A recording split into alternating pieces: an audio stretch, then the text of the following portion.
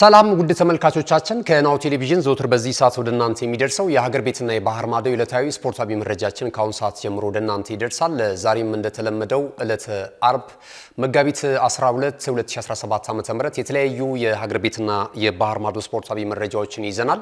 እስከ መረጃ ሰዓት ፍጻሜያችን ድረስ አብራችሁ እንድትቆዩ እንጋብዛለን። የኢትዮጵያ ብሔራዊ ቡድንን እናስቀድማለን። የኢትዮጵያ ብሔራዊ ቡድን ለ2026ቱ የዓለም እግር ኳስ ዋንጫ ውድድር መድረክ ለማለፍ የምድብ ማጣሪያ ጨዋታውን እያከናወነ ይገኛል።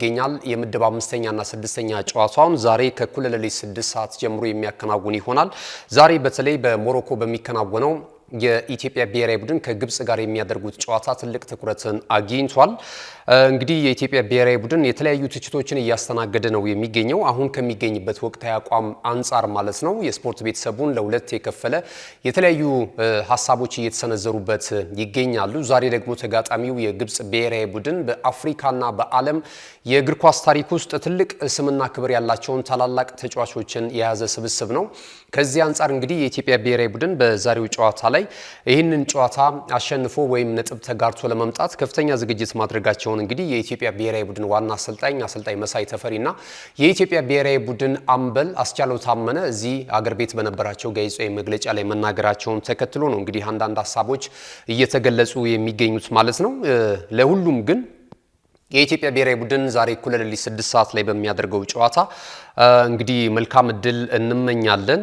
በኢትዮጵያ ብሔራዊ ቡድን ውስጥ የባህር ማዶ ልምድ ያላቸውም አንዳንድ ተጫዋቾች እንደዚሁ ተካተዋል። ለምሳሌ አቡበከር ናስርን እናስታውሳለን።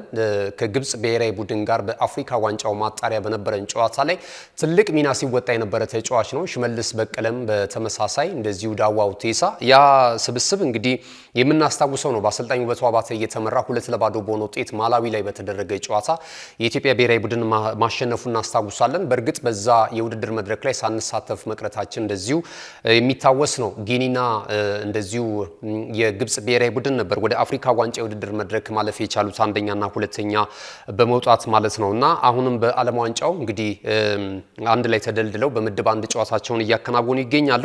ዛሬ በሚደረገው ጨዋታ እንግዲህ ይህንን አይነት ሁኔታዎች እየተስተናገዱበት ነው የሚገኘው። በዚሁ ምድብ ላይ ትላንት የተደረገ ጨዋታ አለ።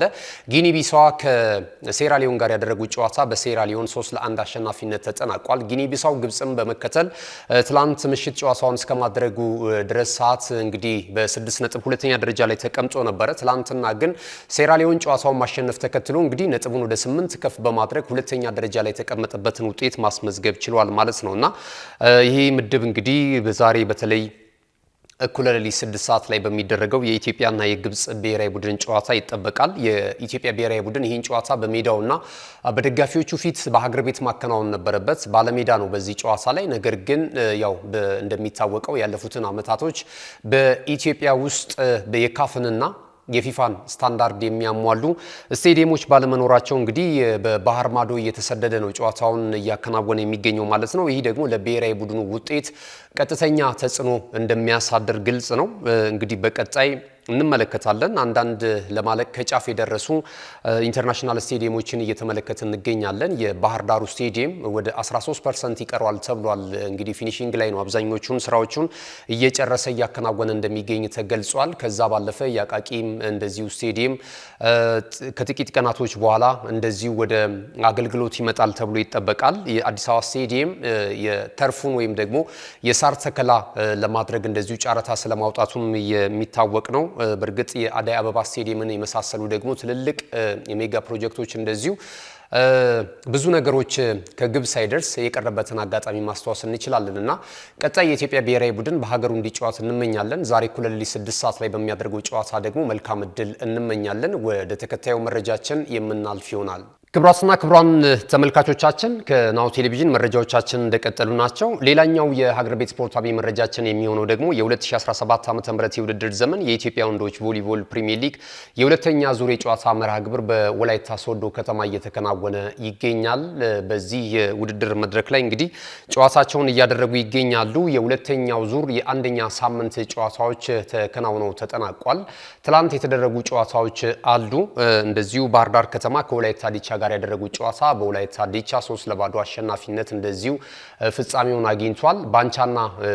ባንጃና መቻልም እንደዚሁ ተጋጣሚዎቻቸውን በማሸነፍ 3 ነጥብ የሰበሰቡበትን ውጤት እንደዚሁ ማስመዝገብ ችለዋል ማለት ነው። በብሔራዊ አልኮልና በሸገር ሲቲ መካከል ሊደረግ የነበረው ጨዋታ እንደዚሁ በዝናብ ምክንያት ለሌላ ጊዜ ተላልፏል ማለት ነው። በቀጣይ ከወርሃ ግንቦት ጀምሮ ደግሞ የሁለተኛ ዙር የአምስተኛ የስድስተኛና የሰባተኛ ሳምንት መርሃ ግብር ጨዋታዎች በአዲስ አበባ አስተናጋጅነት እንደሚከናወኑ የፌዴሬሽኑ መረጃ ያመለክታል ማለት ነው። እንግዲህ በአጠቃላይ የደረጃ ሰንጠረዡን ሙገር ሲሚንቶ ስፖርት ክለብ በአንደኝነት የሊጉን የደረጃ ሰንጠረዥ እየመራ ነው የሚገኘው ማለት ነው። ወላይታ ዲቻ እንደዚሁ በሁለተኛ ደረጃ ላይ የተቀመጠበትን አጋጣሚ እየተመለከተ እንገኛለን በ25 ነጥቦች። ሸገር ሲቲ ተከታዩን ደረጃ ይዟል በኢትዮጵያ ቮሊቦል ፕሪሚየር ሊግ የደረጃ ሰንጠረዥ ላይ ማለት ነውና በቀጣይ ወርሃ ግንቦት በአዲስ አበባ ከተማ አዘጋጅነት የሚደረጉት የሁለተኛ ዙር ጨዋታዎች ደግሞ እንደዚሁ ይጠበቃሉ ማለት ነው። ክቡራትና ክቡራን ተመልካቾቻችን ካፍታ ቆይታ በኋላ ስንመለስ በቀጥታ ወደ ባህር ማዶ ስፖርታዊ መረጃዎቻችን የምናመራ ነው የሚሆነው። እየተከታተላችሁን ስላላችሁ እጅግ በጣም እናመሰግናለን። ካሽጎ በየትኛውም ዓለም ሆነው በማንኛውም ሰዓት ለወገኑ የሚደርሱበት ፈጣን የገንዘብ መላኪያ ተከፈተሎ። ማስተርና ቪዛ ካርዶን በመጠቀም ከ5 እስከ 20 ዶላር የሚልኩበት አዲስ የገንዘብ መላኪያ መንገድ። ካሽጎን ለየት የሚያደርገው የትኛውም የገንዘብ ዝውውር በፍጥነት አገልግሎት ከመስጠቱም ባሻገር ለማንኛውም አገልግሎት ምንም አይነት ክፍያ አለመጠየቁ ነው። በሀገራችን ታሪክ ገንዘብን ከውጪ ወደ ሀገር ቤት በማስተላለፍ በመተግበሪያ መልክ አገልግሎት መስጠት የጀመረው የመጀመሪያው ሀገር በቀል የገንዘብ መላኪያ ዘዴ ካሽጎ ከ4500 በላይ ባሉ የባንክ ቅርንጫፎች አገልግሎት እየሰጠ ይገኛል። ገንዘቦን በሰኮንዶች ልዩነት ውስጥ ይፈልጉ በአካውንቶ ወይንም በእጆ ቆጥረው የሚወስዱበት ልዩ ዘዴ። በቅርቡ ሁሉንም ኢትዮጵያዊ ባለቤት ለማድረግ ጉዞ የጀመረው ካሽጎ ዛሬውኑ መተግበሪያውን በስልኮ ላይ በመጫን የአገልግሎቱ ተጠቃሚ ሆኑ። ፍጥነት መለያችን፣ ኢትዮጵያን መክፈቻችን፣ ካሽጎ ነው መላኪያችን። ካሽጎ የአዲሱ ትውልድ ብራንድ። ተመልሰናል። ክቡራትና ክቡራን ተመልካቾቻችን አሁን ደግሞ ከባህር ማዶ ያገኘናቸውን ስፖርታዊ መረጃዎች ወደ እናንተ የምናደርሰው ኔሽንስ ሊግን ቀዳሚ እናደርጋለን። የአውሮፓ ኔሽንስ ሊግ የሩብ ፍጻሜ የመጀመሪያ ዙር ጨዋታዎች እንደዚሁ በአውሮፓ የተለያየ ከተማ ስቴዲየሞች እንደዚሁ ተከናውነዋል ማለት ነው። 8 ሀገራቶች ወደ ቀጣዩ ዙር ለማለፍ እንግዲህ የደርሶ መልስ ጨዋታቸውን ትላንትና ምሽት ጀምረው ማከናወን ጀምረዋል። ትላንት ከተደረጉ መርሃ ግብሮች መካከል በጣም ተጠባቂ ጨዋታዎች ነበሩ። በተለይ በሮም ኦሎምፒክስ ስቴዲየም የተደረገው የጣሊያን እና የጀርመን ጨዋታ ትልቅ ትኩረትን አግኝቶ ነበረ። እነዚህ ቡድኖች በመጀመሪያው ዙር ጨዋታ እንግዲህ ትላንትና ያደረጉትን ፍልሚያ 2-1 በሆነ ውጤት በጀርመን አሸናፊነት ተጠናቋል።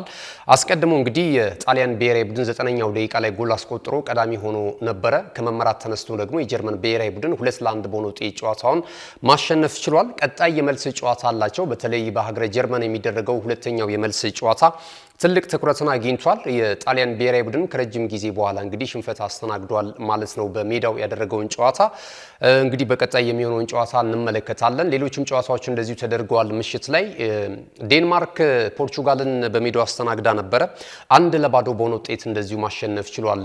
ራስመስ ሆይሉንድ የማንቸስተር ዩናይትድ የፊት መስመር አጥቂ ኳስና መረብን ያገናኘ ተጫዋች ሆኗል። ዴንማርክም ከጨዋታው እንግዲህ ሙሉ 3 ነጥብ ይዞ እንዲመጣ አድርጎታል። ወይም ደግሞ ወደ ሴሚፋይናል ለማለፍ የሚያደርገውን ግስጋሴ የበለጠ ያሳመረበትን ውጤት ነው ማስመዝገብ የቻለው ማለት ነውና የዴንማርክ ብሔራዊ ቡድን በኳስ ቁጥጥሩ እጅግ በጣም የተሻለ ነበረ።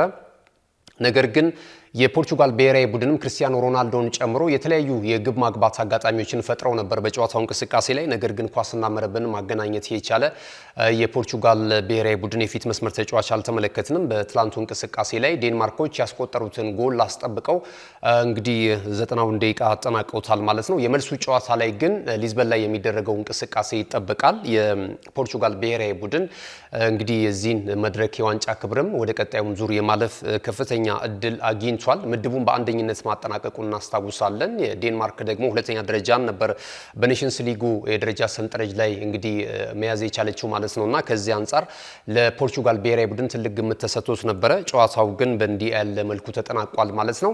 ሌላኛው እንግዲህ ብዙ ውዝግቦች የነበሩበት ጨዋታ የስፔን እና የክሮኤሺያ ጨዋታ ነበረ ማለት ይቻላል። በዚህ ይቅርታ የክሮኤሺያ እና የፈረንሳይ ጨዋታ ነበረ።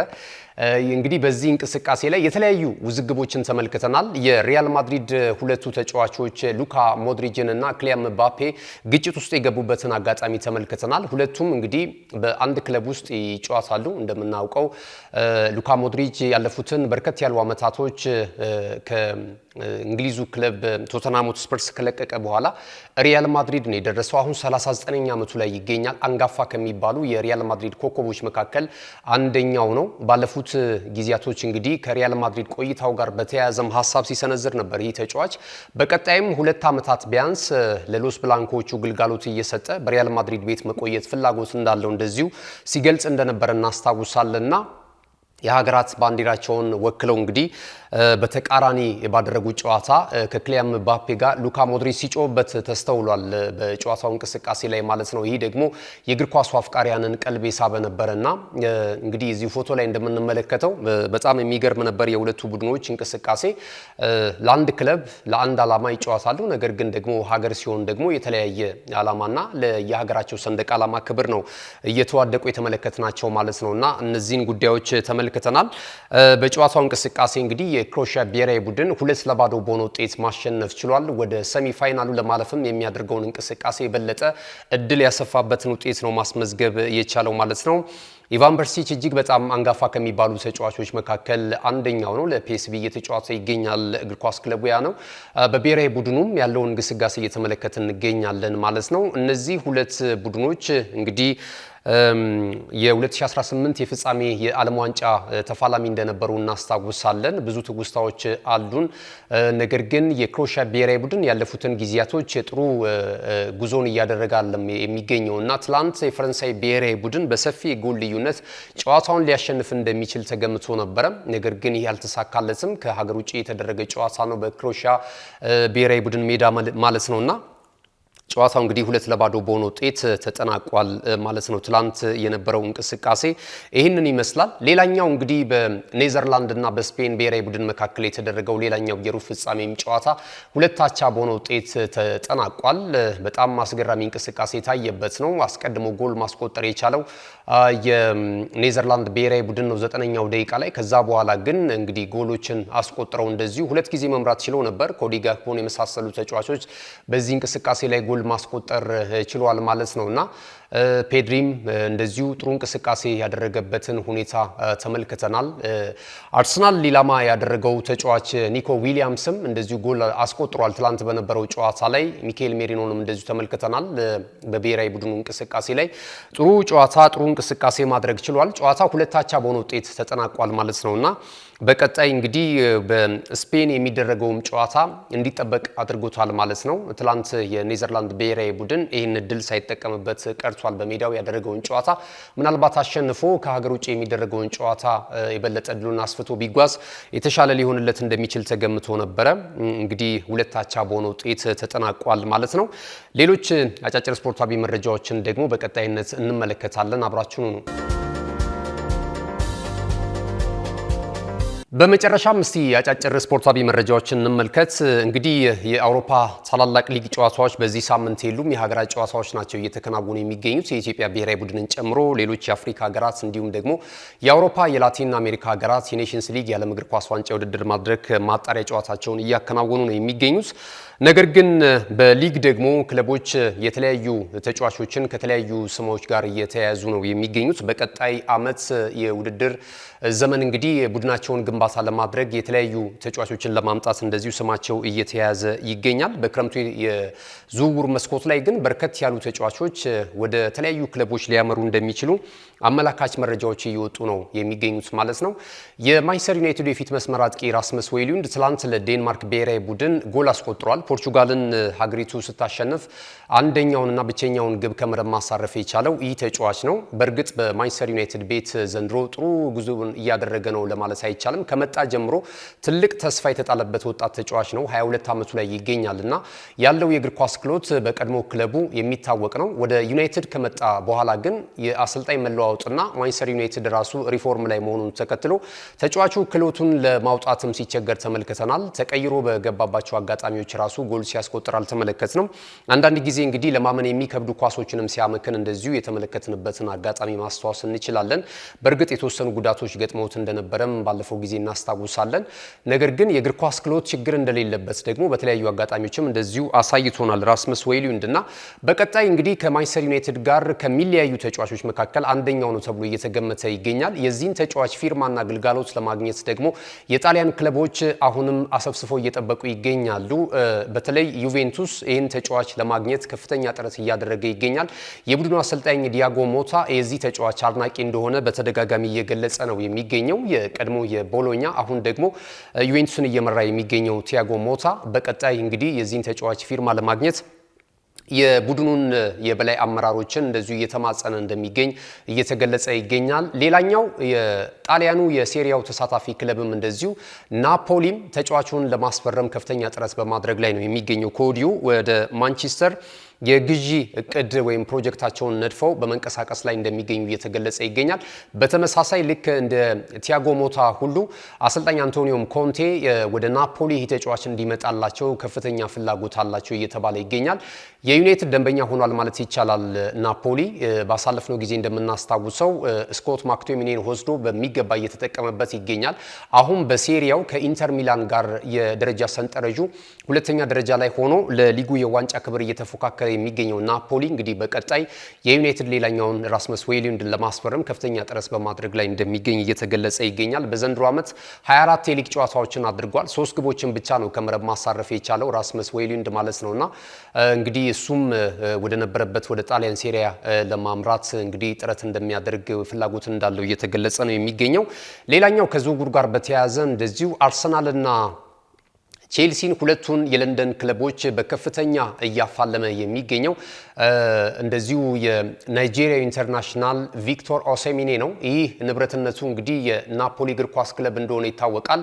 አሁን ላይ በውሰት ውል ወደ ቱርክ አምርቶ ለጋላታ ሰራይ እየተጫወተ ነው የሚገኘው ይህ ተጫዋች እና አስቀድሞም ቢሆን በክረምቱም በጥር የተጫዋቾች የዝውውር መስኮት ላይም በተለይ አርሰናል ይህን ተጫዋች ለማስፈረም ከፍተኛ ጥረት ሲያደርግ እንደነበረ ይታወሳል። ነገር ግን እንግዲህ አፈጻጸሙ አላማረላቸውም ወይም ገፍተው መሄድ አልቻሉም። በተለይ ናፖሊ ደግሞ የለጠፈበት የተጫዋቹ ዋጋ አርሰናሎችን እንዲርቁ አድርጓቸዋል። ወደ ሌሎች ተጫዋቾች ሲያማትሩ እንደነበረም እናስታውሳለን። ቤንጃሚን ሴስኮን እና አሌክሳንደር አይዛክን የመሳሰሉ ተጫዋቾችን እንደዚሁ ለማምጣት ጥረት ሲያደርጉ በስተመጨረሻ እንዳልተሳካላቸውም እንደዚሁ ማስተዋወስ እንችላለን። በጥሬ ተጫዋቾች የዝውውር መስኮት ላይ ማለት ነውና በቀጣይ ግን ይህንን ተጫዋች ለማምጣት በክረምቱ የተጫዋቾች የዝውውር መስኮት ከፍተኛ ጥረት እያደረጉ እንደሚገኙ ተገልጿል። ሌላኛው የለንደኑ ክለብ ቼልሲም የዚህ ተጫዋች ፈላጊ ሆኗል። አሁን በቅርቡ 3 ተጫዋቾችን ከስፖርቲንግ ሊዝበን ማምጣቱን እናስታውሳለን። በእርግጥ በተለያዩ የውድድር አመታቶች ነው የቼልሲን ክለብ የሚቀላቀሉት እነዚህ ቀደም ሲል የፈረሙ ተጫዋቾች ማለት ነውና አሁን ግን በክረምቱ የተጫዋቾች የዝውውር መስኮት እንግዲህ ሰማያዊዎቹ ይህንን ተጫዋች ለማምጣት አርሰናል ጋር ግብግብ እንደገጠሙ እንደዚሁ እየተገለጸ ነው የሚገኘው ማለት ነው። የትኛው ክለብ ወደ ለንደን ይህንን ታላቅ ተጫዋች ያመጣሉ የሚለው ነገር በቀጣይ የምንመለከተው ይሆናል። ነገር ግን እነዚህ ሁለት ቡድኖች ይህንን የፊት መስመር ተጫዋች ለማምጣት ጥረት እያደረጉ ይገኛሉ። በጋላታ ሰራይ ያለው ቁጥራዊ መረጃ እጅግ በጣም የሚገርም ነው። ቪክቶር ኦሴሚኔ ሊቸገር እንደሚችል ሲነገር ነበረ።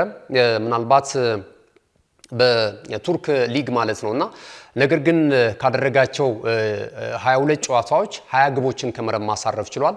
እንደዚሁ ደግሞ 4 ለጎል የሆኑ ኳሶችን አመቻችቶ ማቀበል ችሏል። ይሄ በጣም ድንቅ ቁጥር ነው። በትልልቅ ደረጃ ላይ የሚገኙ ተጫዋቾች የሚያስመዘግቡት ቁጥራዊ የጎል ሁኔታ ነው እየተመለከትን የምንገኘው። በኢሮፓ ሊጉ ደግሞ ካደረጋቸው 7 ጨዋታዎች 6 ግቦችን ከመረብ ማሳረፍ ችሏል። እንደዚሁም 1 ለጎል የሆነ ኳስ ደግሞ አመቻችቶ ማቀበል ችሏል። እድሜ የሚገኝበት የእድሜ ጣሪያም በጣም አስተማማኝ አስተማማኝ ነው ማለት ይቻላል። ገና ለሚቀጥሉት 4-5 ዓመታት ቡድኑን በሚገባ ማገልገል ይችላል። 26 ዓመቱ ላይ ነው የሚገኘው። ተክለ ቁመናው እንደምትመለከቱት በጣም ረጅም ነው። የአየር ኳስ ወይም ደግሞ ክሮስ የሚደረጉ ኳሶችን በግንባር በማስቆጠር የሚታማ ተጫዋች አይደለም። ፌንታ በመስራትም የተቃራኒ ቡድን የተከላካይ ስፍራ ተጫዋቾችን አብረክርኮ መግባት የሚችል ድንቅ የአጥቂ ስፍራ ተጫዋች ነውና ይህንን ተጫዋች ለማምጣት አርሰናል ወይስ ቼልሲ የሚለው ነገር በቀጣይ የክረምት የተጫዋቾች የዝውውር መስኮት ሲከፈት የምንመለከተው ነው የሚሆነው። ከዝውውር ጋር በተያያዘ ያሉት መረጃዎች ይህንን ነው የሚመስሉት፣ የተለያዩ ምንጮች የዘገቧቸው ማለት ነው። ክቡራትና ክቡራን ተመልካቾቻችን ለዛሬ ዕለተ አርብ መጋቢት 12 2017 ዓ.ም ከሀገር ቤትና ከባህር ማዶ ያሰናዳናቸው ስፖርታዊ መረጃዎቻችን ይህንን ይመስሉ ነበር። በምሽቱ የስፖርት ዜና ወጃችን ላይ የኢትዮጵያ ብሔራዊ ቡድን አዳዲስ ጉዳዮችን ጨምረን ሌሎች የባህር ማዶ ስፖርታዊ ጉዳዮችን አካተን የምንመለስ ይሆናል። መረጃዎቹን አሰናድቶ ወደ እናንተ በማድረስ ገዛኸኝ ዱላ፣ የካሜራ ባለሙያችን እንደዚሁ ዘካሪያስ አይሌና ቢቂላ ተስፋዬ ከኛ ጋር ቆይታ አድርጓል። ቀሪ የናሁ ቴሌቪዥን መሰናዶች የሚቀጥሉ ይሆናል። የናሁ ቴሌቪዥን ተወዳጅ ፕሮግራሞች ለማግኘት በዲኤስቲቪ 481 ላይ ይገኛል። ሌሎች ደግሞ በዩቲዩብ ቻናላችን እና በቲክቶክ ሌሎችም ማህበራዊ ሚዲያዎች ላይ በስፋት ወደ እናንተ እየደረስን እየመጣን እንገኛለን። በተለይ ዩቲዩብ ቻናላችንን ላይክ፣ ሼር፣ ሰብስክራይብ እንድታደርጉ እንጋብዛችኋለን። ከ360 ሺህ በላይ ሰብስክራይበሮች ያሉበት ነው። ስለዚህ ይህንን ትልቅ ተቋም እንድትቀላቀሉ እንጋብዛችኋለን። መልካም ቀን ይሁንላችሁ። እነሆ የምስራች የ10 አየር መንገድ የበረራ ትኬት ለውድ ደንበኞቹ በተቀላጠፈና አስተማማኝ በሆነ መንገድ እያቀረበ ያለው። በዚህም በደንበኞቹ የተመሰገነው ጉዞጎ አሁን ደግሞ ተደራሽነቱን በማስፋት ተጨማሪ ባንኮችን በማካተት ለውድ ደንበኞቹ የበለጠ አስተማማኝ ለመሆን ችሏል። የጉዞጎን አፕሊኬሽን ከአፕ ስቶር ወይም ከፕላይ ስቶር በማውረድ የመነሻና የመድረሻ ከተማዎትን መርጠው ዋጋ አወዳድረው የሀገር ውስጥም ሆነ ዓለም አቀፍ በረራ ማድረግ ካሰቡ የበረራ ትኬቶን ክፍያ በአቅራቢያው በሚገኙ ባንኮች አንድም በአካል በመሄድ ወይም በኦንላይን የክፍያ አማራጮች ክፍያዎትን በመፈጸም የበረራ ትኬቶን በእጅ ያስገቡ። ከዚህም በተጨማሪ እንደ ሁሉ ጊዜው ወደ ጉዞጎ የጥሪ ማዕከላችን 7473 በመደወል ከሙሉ የበረራ መረጃ ጋር የ24 ሰዓት የትኬት አገልግሎት ማግኘት እንደሚችሉ ስናበስሮ በታላቅ ደስታ ነው። ለበረራዎ ጉዞጎ።